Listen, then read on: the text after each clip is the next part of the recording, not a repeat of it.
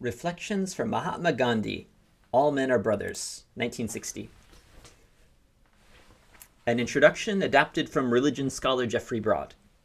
Mohandas Gandhi, sometimes called Mahatma, Sanskrit for great-souled or venerable, believed that truth is God and that God is to be found through love. These beliefs underlay his entire philosophy of non-violence and have left an indelible mark on Hinduism. Note how these basic beliefs led naturally both to Gandhi's insistence that political action must be based on religion and to his outspoken tolerance for other religions. Not coincidentally, Gandhi revered the Bhagavad Gita, Hindu scriptures, and the Gospel of Matthew's Sermon on the Mount, Christian scriptures, as his favorite sacred texts. Here are some excerpts from All Men Are Brothers, a collection of pieces which he wrote between the 1920s and the 1930s. They were published in 1960, years after Gandhi died. He was killed in 1948. We can contrast Gandhi's writings with the readings and reflections we considered before.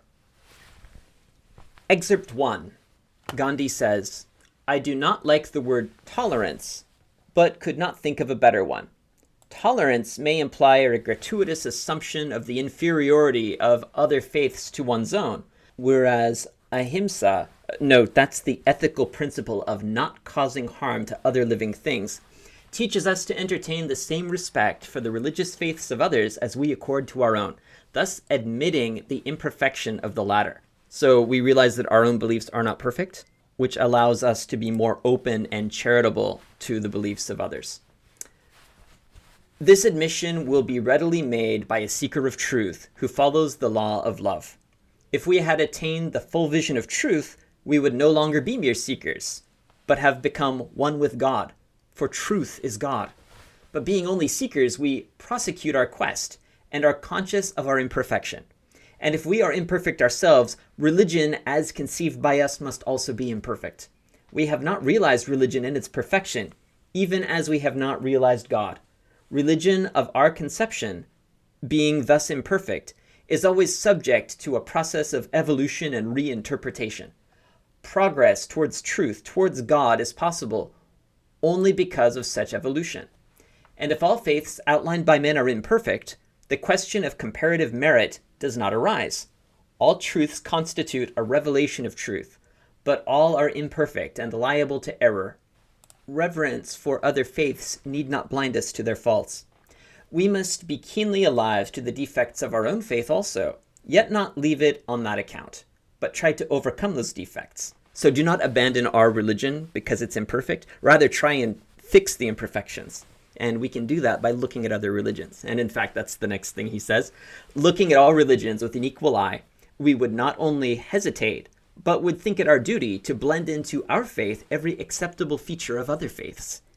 Even as a tree has a single trunk, but many branches and leaves, so there is one true and perfect religion, but it becomes many as it passes through the human medium. The one religion is beyond all speech. Imperfect men put it into such language as they can command, and their words are interpreted by other men equally imperfect, whose interpretation is to be held to be the right one.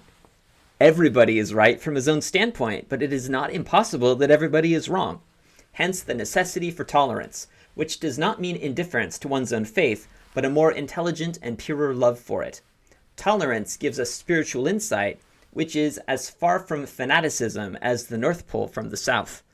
True knowledge of religion breaks down the barriers between faith and faith." That's from the Yuravda Mandir, written by Gandhi in 1945. Excerpt 2. Gandhi says, "I could not live for a single second without religion. Many of my political friends despair of me because they say that even my politics are derived from religion. And they are right. My politics and all other activities of mine are derived from my religion. I go further and say that every activity of a man of religion must be bound to God. That is to say, God rules your every breath." From the Harijan, a newspaper Gandhi published weekly from 1933 to 1948. This particular passage was published March 21st, 1934. Excerpt 3. For me, politics bereft of religion are absolute dirt, ever to be shunned. Politics concerns nations, and that which concerns the welfare of nations must be one of the concerns of a man who is religiously inclined. In other words, a seeker after God and truth. For me, God and truth are convertible terms, and if anyone told me that God was a God of untruth or a God of torture, I would decline to worship him. Therefore, in politics, also, we have to establish the kingdom of heaven. From Young India, a journal in English published by Gandhi, June 18th, 1925.